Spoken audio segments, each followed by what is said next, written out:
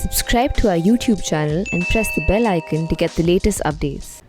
As we enter the new year, the economy looks much better than we had thought sometime in the beginning or in the middle of 2020 and the beginning of the pandemic. There were many concerns about why the economy would do very badly. The first, of course, was the early lockdown, where people thought that this meant that we were saving lives, but we were going to not save livelihoods, and that the economy would contract very, very strongly. The second big concern was that India had a very bad health system compared to some of the other countries which had very good health systems, but who were having millions of cases and losing thousands of lives. And given that India's health system was much poorer, the concern justifiably was that we could lose many lives, and that the health system would come under much greater pressure than it eventually did. A third concern was that India did not give the kind of fiscal stimulus that many countries did.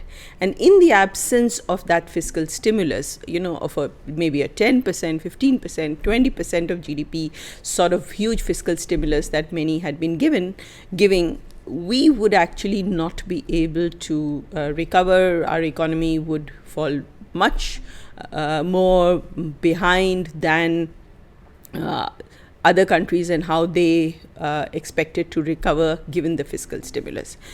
Now, as we come to a place where hopefully we will be safer with either the immunity that has developed or with the vaccines, which are bringing a lot of hope into both the Indian and the global economy, we expect things to be better than we thought they would be.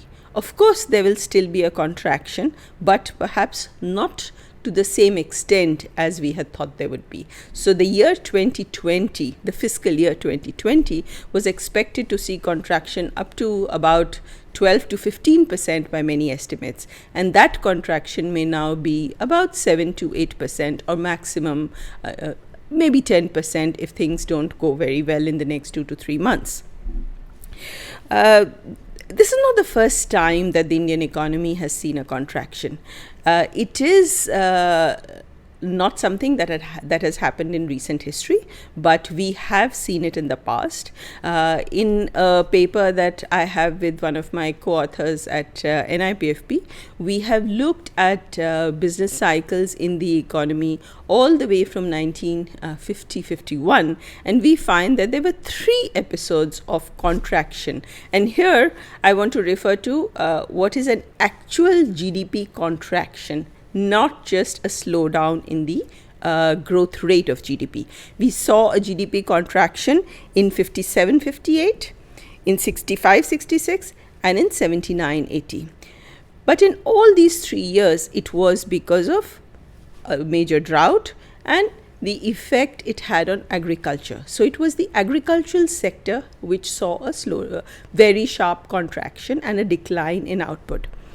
And that, fortunately, was something that in all 3 cases, the economy bounced back in the next year. This year, too, it is expected that the economy will bounce back sharply.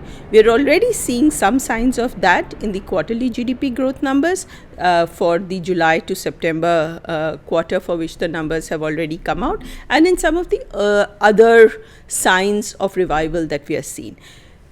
In some ways, actually, this was to be expected because the lockdown was something mechanical. I mean, if you couldn't move around, you would not produce. And if you did not produce, your economy would contract. In contrast to the previous year, when you were going about your usual business and you were producing goods and services as you normally do. So in some ways, this was mechanical. And with the lockdown going away, this is something that we expect would get solved.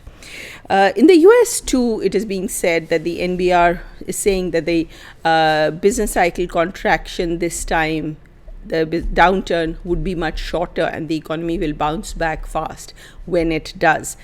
primarily because of the same reasons, that when there is such a large shock and it is mechanical, then to some extent there's of course a base effect and that growth bounces back, but also that it is because you had stopped something and then things will recover.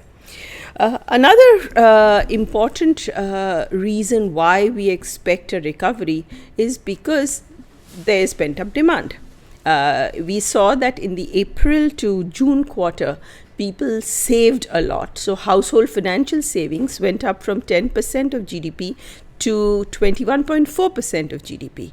And hopefully when things get back on track, households with confidence returning, with jobs returning, with them being able to move about, with them being able to of course go travel, so tourism, hospitality and sectors like that would see a recovery, and there would be an increase in demand and thus a recovery.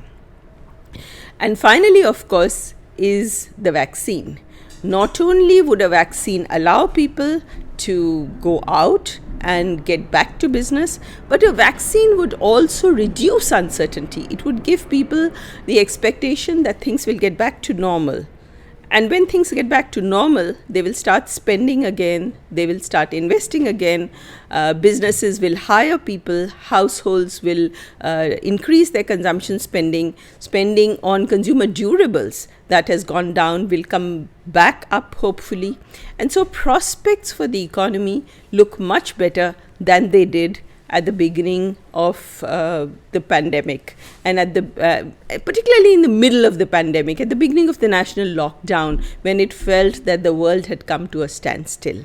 So with that, we look forward to a much better year for the economy, and wishing everybody a happy new year. This is Ila Patnaik.